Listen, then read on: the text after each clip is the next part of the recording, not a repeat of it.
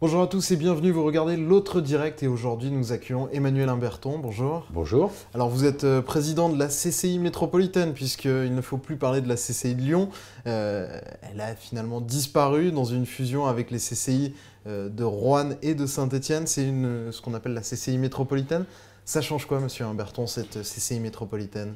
Bien d'abord, on a considéré qu'à plusieurs, on serait meilleur et on a voulu raisonner en termes plutôt de bassin d'emploi.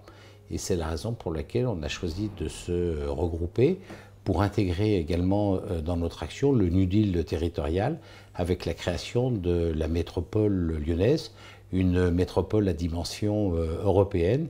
Et il nous a semblé qu'en se regroupant, nous serions plus puissants pour parler d'une même voix, plus de 118 000 entreprises. Et donc, nous aurons rejoint dans cette démarche la CCI de Roanne, de Saint-Étienne et de Lyon. Et on représente aujourd'hui 80% des entreprises de ce bassin d'emploi. On a donc fait fi des limites départementales. Ce qui intéresse les entrepreneurs, c'est un peu bancal parce c'est qu'il de manque quand conquérir même, le monde. Tout le Nord-Isère qui fait aussi partie du bassin de vie de l'agglomération lyonnaise, peut-être plus que Saint-Étienne ou Roanne du reste. Pas vraiment, mais on ne peut pas faire non plus le bonheur des gens malgré eux. Donc les élus du Nord-Isère ont choisi de rester indépendants dans leur département. C'est un choix que je respecte. On verra sur le long terme la position des uns et des autres, parce que je crois que rien n'est figé dans le marbre non plus. Nous avons choisi, nous, de nous reformer pour faire face aussi aux contraintes budgétaires, puisque nos ressources fiscales vont diminuer de 38% sur 3 ans. Et donc, en se regroupant, on va faire des économies, on va mutualiser un certain nombre de services, et ainsi, on fera plus avec moins. Pour un entrepreneur, par exemple basé à Lyon ou dans l'agglomération lyonnaise, ça va lui apporter quoi de plus d'être dans la même CCI qu'une entreprise qui est basée à Saint-Étienne, à Montbrison, à Roanne? Eh bien, d'une part... Parce qu'on voit pour vous, entre guillemets, l'état-major de la CCI, ça permet de faire des économies, mais pour un entrepreneur, ça change quoi en mieux? Eh bien, on va pouvoir donner le même service à toutes les entreprises d'un secteur et d'un territoire plus large. Demain, une start-up, qu'elle soit à Saint-Martin-d'Estraux, à Feurs ou à Saint-Laurent-de-Chamousset, elle aura le même service qu'une entreprise ou une start-up qui se trouverait dans la métropole lyonnaise. Donc ça permet d'une part d'augmenter le service pour un plus grand nombre d'entreprises, et puis ça permet également de regrouper des services en étant donc en mutualisant des ressources et en apportant donc des services plus pointus sur un certain nombre de sujets. Vous avez évoqué les raisons financières en disant qu'il fallait faire des économies. Il y a une économie que vous vous apprêtez à faire et qui passe mal, elle concerne le musée des tissus. Vous vous désengagez là où vous financiez aujourd'hui 1,5 million. Vous transmettez un peu le bébé, on ne sait pas vraiment à qui d'ailleurs, puisqu'il n'y a pas forcément de repreneur. Pourquoi vous ne voulez plus financer le musée des tissus? C'est pas que je veux plus le financer, c'est qu'on ne peut plus le financer. L'État ne peut pas nous dire on va réduire vos ressources fiscales de 38%. Imaginez simplement que l'actionnaire de Lyon Capital vous dise demain je vais vous priver de 38% de vos recettes. Vous seriez obligé de prendre des décisions. C'est pareil pour une chambre de commerce. Nous devons faire des économies de 38% sur 3 ans. Et notre mission première, c'est d'accompagner les entreprises et de gérer un musée. La gestion d'un musée, c'est une exception culturelle en France. Nous sommes la seule CCI en France à gérer un musée. C'est un musée qui est exceptionnel. C'est le numéro 1 au monde. C'est un joyau national. Il est musée de France. Et donc, on ne peut pas dire à une autre CCI, on va vous baisser vos ressources fiscales et puis continuer à gérer l'exception culturelle qui est ce formidable musée des tissus.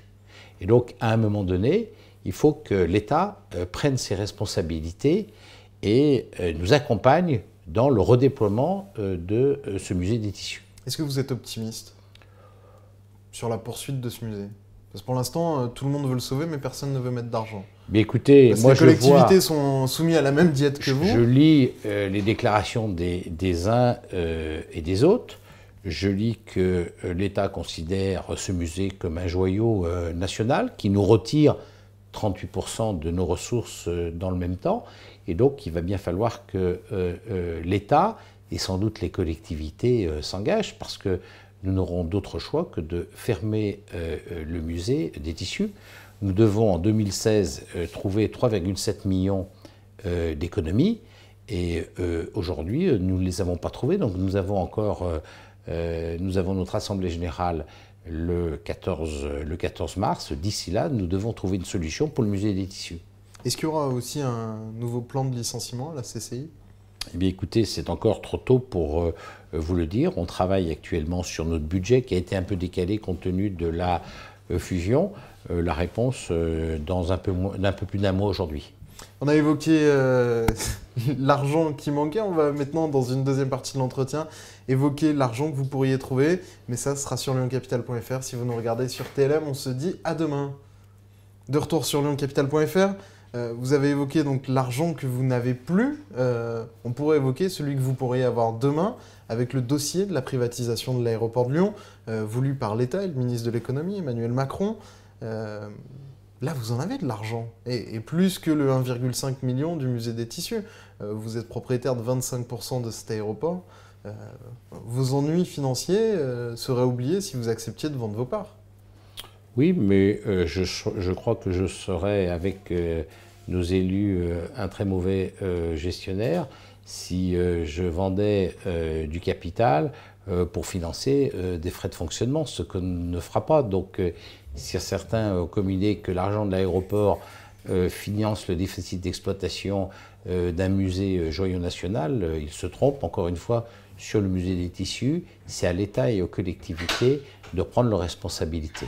Alors revenons à ce sujet important qui est la privatisation des aéroports. C'est une chance pour notre aéroport qui n'est pas aujourd'hui à sa place. C'est le 50e aéroport européen, alors que notre région, par son PIB, est le 8e.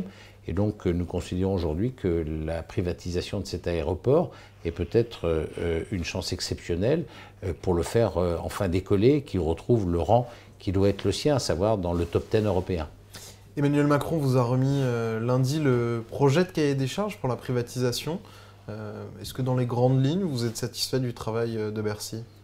Eh bien, écoutez, d'abord, ce que je peux vous dire, c'est que nous avons fait le choix de ne pas proposer une offre de reprise ou de ne pas participer à une offre. Donc, nous allons participer à la concertation mise en place par le ministre. L'idée, c'est qu'on essaye de peser de l'intérieur sur le choix du futur actionnaire majoritaire de cet aéroport, même si c'est le ministre qui au final décidera, et même si on a bien compris que c'était d'abord une affaire financière pour l'État. Mais la loi prévoit également que l'intérêt du territoire soit pris en compte dans le projet de privatisation, et nous serons les gardiens du temple sur ce sujet. Mais vous n'aurez même pas une minorité de blocage. C'est là aussi où on peut se dire finalement, vos parts sans minorité de blocage, elles n'ont pas vraiment de sens. Écoutez, si l'actionnaire majoritaire décide de ne pas vous écouter... Oui, nous avons une minorité de blocage avec des collectivités, entre la Chambre de commerce, le conseil départemental, la métropole et la région. Mais nous n'avons pas complètement exclu de vendre une partie de nos parts. Ce serait quelle partie ? Oh ben écoutez, une partie qui, en tous les cas, ne remettrait pas en cause la minorité de blocage. Il y a deux profils qui se dessinent pour reprendre l'aéroport de Lyon. On va caricaturer un peu. Hein. Genève, un aéroport qui est à côté du nôtre et qui est un grand aéroport international, bien mieux classé que le nôtre. Ou un fonds de pension, une entreprise privée.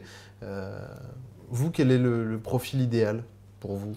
Écoutez, le profil idéal du futur actionnaire majoritaire, c'est celui qui permettra à l'aéroport de Lyon de se développer et d'atteindre à terme l'objectif de 20 millions de passagers. C'est cet objectif qui nous permettra un jour d'être dans le top 10 européen. Et donc, c'est l'actionnaire qui, au fond, amènera le projet industriel le plus élaboré pour permettre notamment l'ouverture de nouvelles lignes qui permettront demain de rejoindre directement la Chine depuis Lyon, Moscou depuis Lyon, l'Afrique du Sud depuis Lyon. C'est ça l'enjeu pour notre aéroport et c'est ça l'enjeu pour les entreprises que je représente ici aujourd'hui. Est-ce que vous en souffrez réellement aujourd'hui de ne pas avoir ces lignes? Bien sûr. Que chaque fois qu'il y a eu des tentatives sur un Lyon-New York, la ligne a été fermée 6 mois après parce qu'il n'y avait pas assez de gens. Il y a eu 2 tentatives où les conditions n'étaient pas réunies parce que il y a différents points techniques qui n'étaient pas satisfaisants. Aujourd'hui, c'est très important pour les entrepreneurs d'avoir des lignes directes depuis Lyon pour aller exporter dans le monde entier. Et puis je rajoute également que c'est extrêmement important pour l'attractivité du territoire, pour le commerce, pour le tourisme, d'avoir des lignes qui arrivent directement à Lyon. On a par exemple une ligne qui marche très bien, Lyon-Dubaï, Dubaï-Lyon. Discutez avec les commerçants de la presqu'île, ils vous diront que cette ligne, aujourd'hui, elle est extrêmement importante pour le développement du commerce, notamment du commerce de luxe dans le centre-ville. Si je vous comprends bien, vous préférez une offre qui viendrait de Dubaï que de Genève? Non, Genève a un bon profil. Aujourd'hui, participant au cahier des charges, je n'ai plus à avoir comment dirais-je, de priorité pour l'un ou l'autre projet. Moi, ce que je veux, c'est qu'il y ait un projet industriel qui permette de développer l'aéroport de Lyon. Il peut y avoir plusieurs projets industriels d'ailleurs. Il n'y aura pas qu'un projet industriel et on jugera sur pièce. Mais sur Genève, il y a une crainte qui aussi revient régulièrement. C'est celle finalement de devenir le hub low cost de l'aéroport de Genève. Est-ce que c'est une crainte que vous avez d'être mangé par Genève? Non, moi j'ai aucune crainte de ce côté-là. Je fais simplement le constat que l'aéroport de Genève, il est pris entre un lac, une frontière, une autoroute et des montagnes, et que sa capacité de développement, c'est un secret pour personne, est extrêmement limitée. Mais ça pourrait se faire à Lyon. Alors, on verra si dans les offres qui sont retenues, il y a un projet industriel de ce type-là, et on l'analysera à ce moment-là. Merci beaucoup Emmanuel Imberton d'avoir répondu à nos questions, et vous pourrez suivre les développements de cette privatisation de l'aéroport de Lyon sur lyoncapital.fr. Bonne journée à tous, au revoir.